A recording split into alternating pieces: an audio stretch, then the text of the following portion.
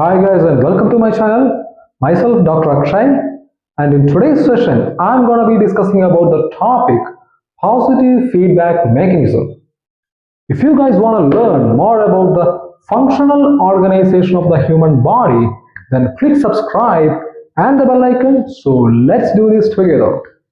Coming to the topic positive feedback mechanism, I have already drawn one graph. Okay? From this graph, we will get three different ideas. And the first one is this graph entirely shows the pumping effectiveness of the heart. And the second one is that here an average human adult pumps about 5 liters of blood per minute. And the third one is that the positive feedback mechanisms will eventually lead to the death of the person. So these are the three different ideas what we will get from this graph. So suppose if the person is bled 2 liters of blood, imagine that situation. Okay, if the person is bled 2 liters of blood, so we already know that an average human adult heart pumps about 5 liters of blood per minute.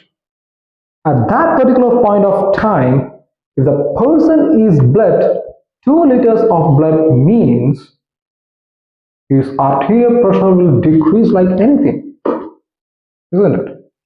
If the arterial pressure drops down suddenly, means this leads to poor coronary blood flow. We already know that the coronary vessel supplies the entire musculature of the heart.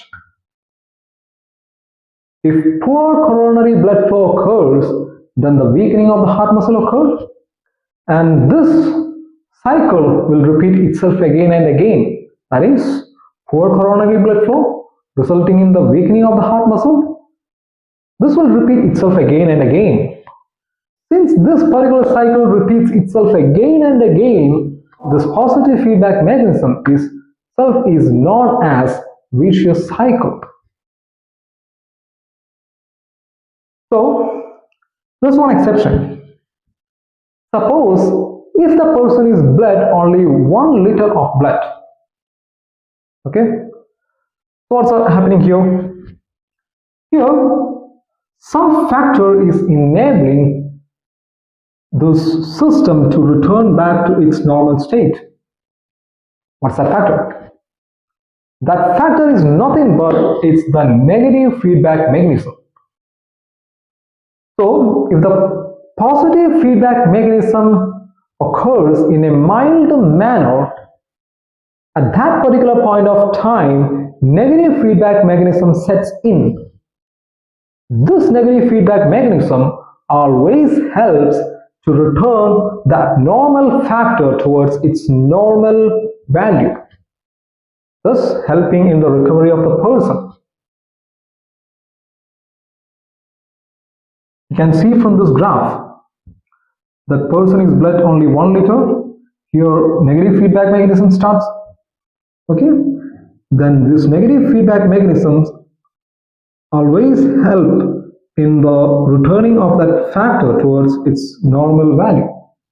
So there are some instances in which positive feedback mechanisms can be found useful. The first one is the birth of the child, and the second one is the platelet plug formation, and the third one is the propagation of action potential. So that covers the topic positive feedback mechanism. I hope you guys learned about this particular topic. Thank you so much guys. Love you all guys. See you guys in the next session.